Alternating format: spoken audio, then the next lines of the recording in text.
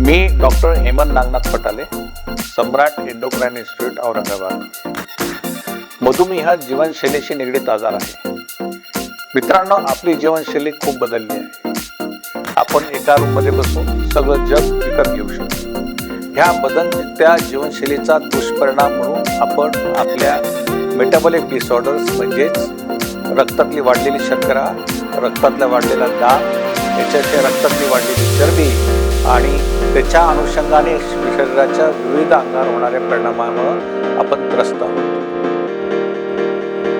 लहान वयामध्येच आपल्याला डायबिटीस हा भारतीयांमध्ये आढळून येतो आणि त्याचं कारण बऱ्याच वेळा आपली ही बदलत्या जीवनशैलीशिवाय ही तारुण्यामध्ये ज्याला आपण चाइल्डबेरिंग एज म्हणतो त्या दरम्यान स्त्रीला होणारा गर्भधारणामध्ये होणारा डायबिटीस हा अनडायग्नोज किंवा न लक्षात येता तसाच राहिल्याने पुढच्या पिढीवरती त्याचा परिणाम होतो।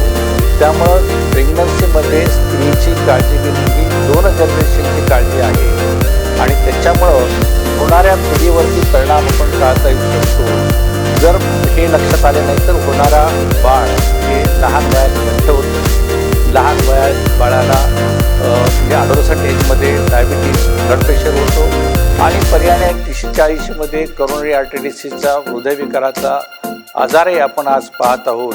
तर स्त्रीची काळजी प्रेग्नन्सीमध्ये घेणे म्हणजे 2 जनरेशनची काळजी घेणे, पुढची पिढी घडवणे आहे आणि त्याच्यामुळं आपल्याला ह्यासाठी आपली जीवनशैली बदलावं लागेल।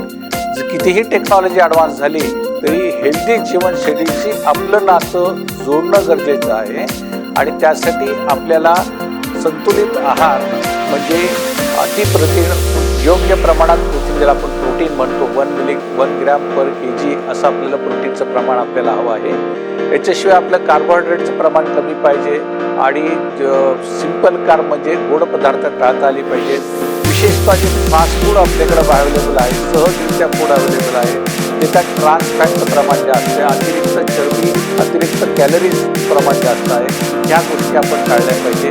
आपली रोजच्या हालचाली 10,000 स्टेप्स मिनिमम व्हायला पाहिजे आणि शक्य असेल तेव्हा 45 मिनिटाचा रोज व्यायाम केला पाहिजे।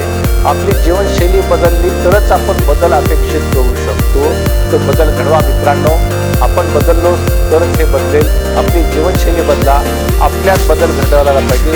मीच माझ्या जीवनाचा शिल्पकार हे आपल्या मनाशी गाठलं पाहिजे, तरच आपण आपल्यात आणि आपल्या सोसायटीमध्ये बदल घडवू शकतो। मित्रांनो, बदल अपेक्षित आहे। मधुमेह टाळता येऊ शकतो, टाईप 2 मध्ये विजय प्राप्त करता येऊ शकतो। औषधं हे सपोर्टिव्ह असतात। औषधं हे जीवनशैली पाळल्याने औषधं काम करत नाहीत। धन्यवाद मित्रांनो, बदल घडवा, बदल अपेक्षित।